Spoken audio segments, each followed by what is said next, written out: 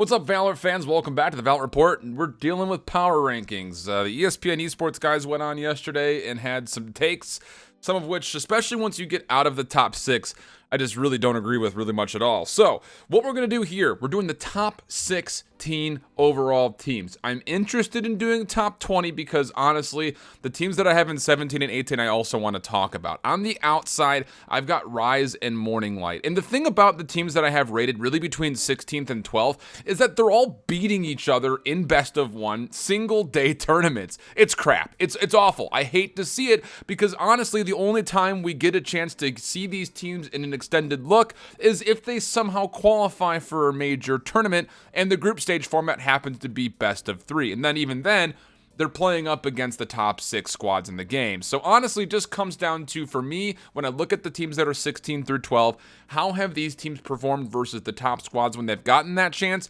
and what is the recent history when these teams have played each other? So on the outside, I've got teams like Ryze, most formerly of the Charlotte Phoenix. They were in the top 6 in both the Arena Invitational as well as the Nerd Street Gamers August Monthly, but they have lost to Renegades, Mamba Mode, Morninglight, and China Win twice recently. Morninglight is my other squad that's on the outside looking in. Even though they did take down a good squad in Pretty Boys, they did lose to Renegades and China Win. They secured 3rd at the Nerd Street Gamers Monthly, but they also beat Ryze back at the Pittsburgh Knights Gauntlet Series. So some things to kind of consider about those two squads. They deserve to be talked about. They deserve your attention. And hell, let me know right now in the comments below if you want me to instead do a top 20 instead of a top 16. And we could spend more time giving love to those homies and those teams that are out there that are putting in a ton of work and are getting better every single weekend. In my 16th position, though, I've got China Win. Now, they've had performances that would lead you to believe that you should be putting them higher up in your rankings than this would suggest, 16th spot. But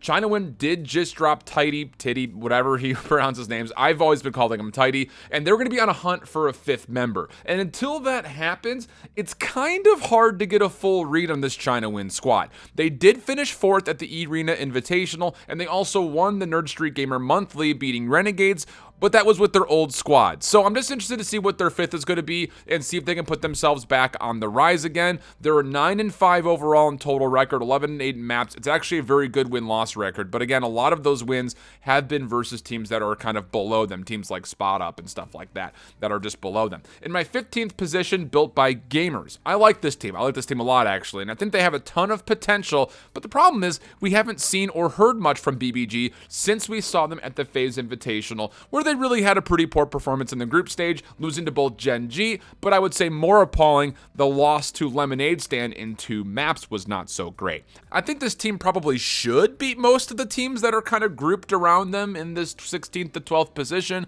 but until we see them play again, it's kind of hard to say. So 9-10 overall record for Built by Gamers, -2 round average is not very good when it comes to the overall map differential, but BBG, until we see them play up against some of these squads again, it's kind of hard to get a full read on where we necessarily need to be putting them. In my 14th position, and this is going to feel a little low considering how well they've played recently, is Mamba Mode Gaming. And it's a big flex, I think, to win your own event at the Arena Invitational. But they followed up the next day, only finishing top 6 at the Nerd Street Gamers Monthly, where they lost to teams like Ryze and then Pretty Boys eventually. But with Bjor in this roster after he was dropped from Immortals, you feel like this team is only gonna get better. And with an overtime game versus Immortals and Envy at the Pittsburgh Knights Gauntlet Series, you'd think that time is likely coming sooner rather than later. 11-5 overall record. Granted, a lot of those wins were versus teams that are below them, but 13-5 in maps and a plus 2.5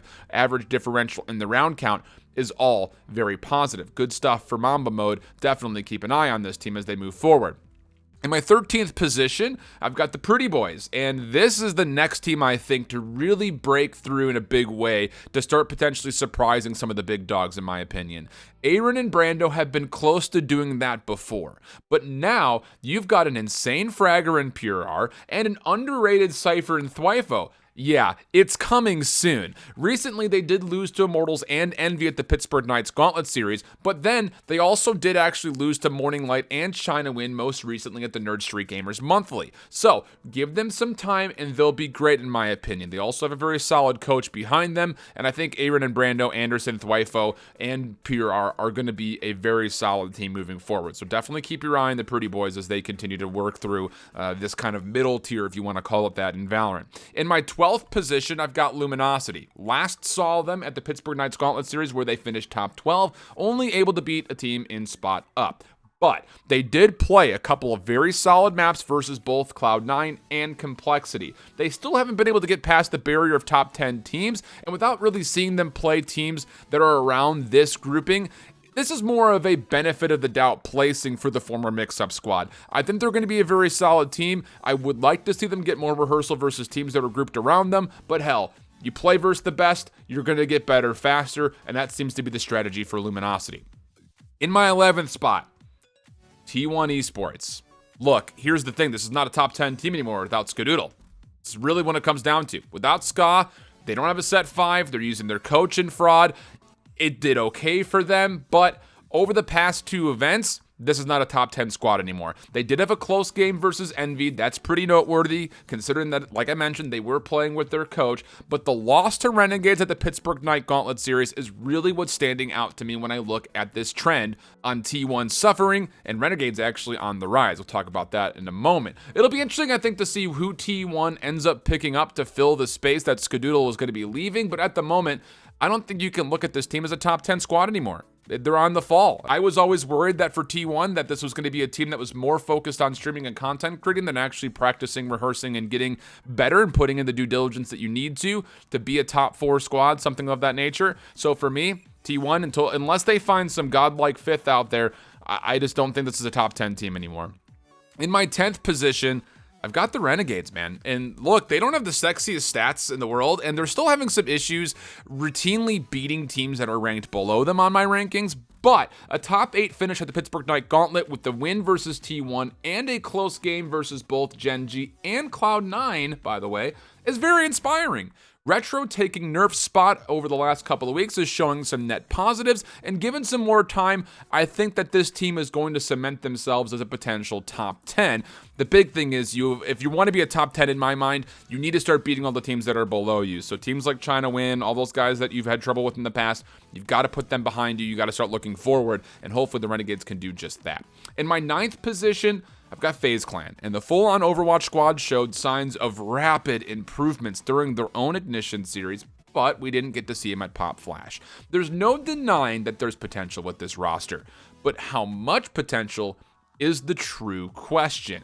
6-6 overall in the stats, still sitting at a net minus when it comes to the round average differential, but like I mentioned, the improvements that we saw just in one single weekend were crazy insane. So given the regard that they're probably doing the same thing now in scrims, you're hoping that this team could probably be a top 8 team in the near future. But I will say, I've been hearing from other people that have scrimmed FaZe Clan that they're not having that much of a problem with FaZe Clan, including my number 8 team, which is Complexity. Yes, I said it. Get used to it. I had my doubts about Complexity's move into the Valorant scene initially with this roster, but have they shown that they can beat just about anyone since then? And you would be arguing, but Shift, they haven't beat anyone. Yeah, but a 10-13 loss versus Envy, a 9-13 loss versus GenG, and a 10-13 loss versus Cloud9 at the Pittsburgh Knights Gauntlet Series. And then before that, 2 different series of a 3-map set versus Envy at the FaZe Ignition Series shows that these guys can absolutely get there if they could just clean up a couple of rounds, make sure you win some pivotal face-up gun rounds when you're trying to come back against an eco. This Complexity team is going to start beating some of those squads. The fact that neither of the guys that are on the ESPN Esports show even talked about Complexity is really a damn shame. Pay attention, friends. Complexity is going to quote-unquote surprise the majority of people in whatever the next major event is that they participate. Mark my words. And if I'm wrong, I'm happy to fall on that sword. In my 7th position, I've got the Immortals. And it actually kind of hurts me to put this squad this low, But after only beating T1 at the Pop Flash and having a hard time versus the likes of TSM and Envy at the Pittsburgh Night Gauntlet series, I think we need to see some adjustments for Immortals to climb up the ranks to be a top 5 squad again. That said, we haven't seen them play the likes of GenG in some time, and they have not played Dignitas yet, so who knows? Maybe I am undervaluing this Immortals squad just a touch. They're 28-17 overall. Pretty solid 62% win rate there. 43-32 in overall maps. 57% win rate there, and a plus 1.3 average when it comes to the round differential. Not bad overall, but again, I feel like I still need to see a bit more from Immortals before I can really put them in my top 6 or top 5. And in that top 6, I've got Dignitas. I thought that they were going to shock everyone and make a grand finals at Pop Flash. Not even going to lie to you guys. With 2 wins over TSM, they absolutely come back, burst through the doors, and show that this Dignitas, formerly homeless, are here to stay. A tight 3-game set versus Envy, and it was looking likely that they very well could have made the grand finals. But here's the big takeaway. What we saw from Homeless at PAX is what we should expect from Dignitas now. You also need to remember at the Pittsburgh Night Gauntlet series, they played all of the top teams close. Like literally almost every single one of the series went to overtime close. These dudes are scary.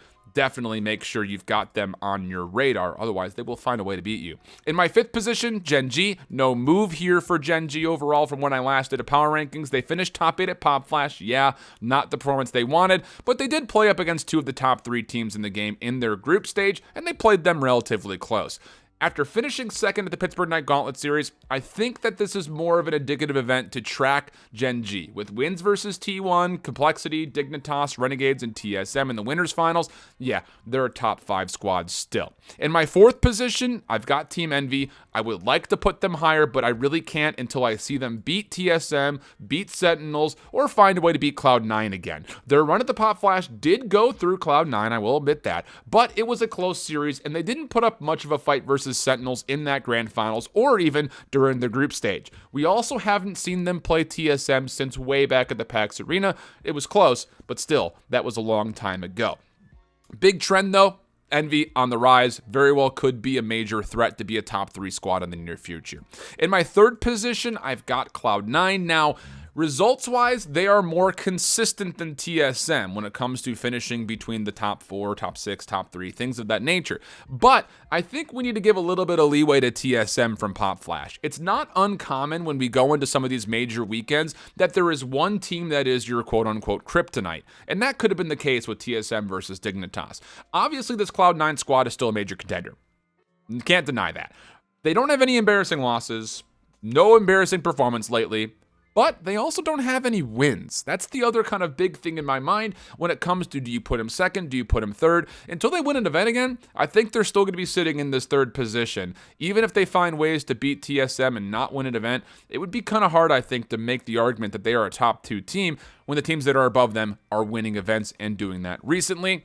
Obviously, number 2, TSM, copy-paste what I just said about them maybe finding them kryptonite and Dignitas this last weekend. Yeah, okay, they lose twice to them, but you need to remember that the run that these guys were on between the FaZe Ignition series and the Pittsburgh Night Gauntlet series, they only dropped 2 series, one of which was a best of 1 that was pretty darn close. And in that run, they beat Sentinels twice. So yeah, the top 6 at Pop Flash kind of hurts. But even in the 2nd series versus Dignitas at Pop Flash, you saw the immediate adjustments where TSM were able to play them closer.